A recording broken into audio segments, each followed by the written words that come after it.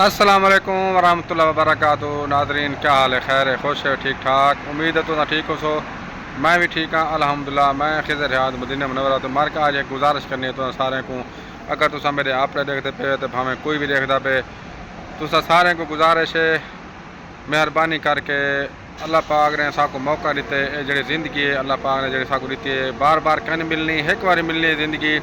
اللہ نے ساکو جڑی زندگی دیتی ہے بہت قیمتی ہے، ان ایک لمحہ قیمتی ہے۔ اللہ پاک کو راضی کروں، ان کا حال یہ ہے کہ میرے نزدیک میں جڑا کو سمجھتا بہتر، کیونکہ میں ہوں تو اصا غفلت رہ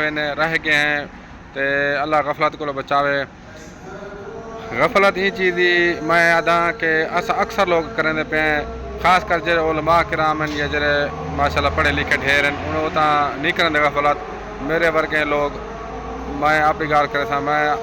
تو کو گزارش کرے سا کہ کوشش کروں اساں، میں بھی آج کل تہیا کیتے، تساں بھی کوشش کرو کہ اللہ پاک نے جیسا کو وقت دیتے ان کو اساں ضائع نہ کروں، اللہ پاک کو راضی کروں، اپنے حبیب دے سنت دے مطابق زندگی گزاروں۔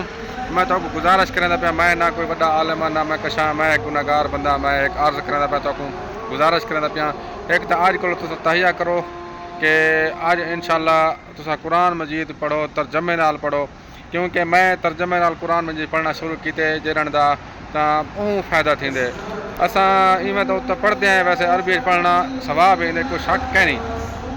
جتنا پڑھتے پہ عربی پڑھو، لیکن میرے سوچ ہے، میرا جرا اندازہ ہے کہ اگر اساں عربی دی بجائے اساں اگر اردو ترجمے نال تفسیر نال پڑھسوں تو زیادہ بہتر ہو سی، کیونکہ اساں کو سمجھ آ سی۔ ایویں تو اساں پڑھتے ہیں رٹایا پڑھتے ہیں، لفظ تو اساں پڑھتے ہیں ثواب ملتے،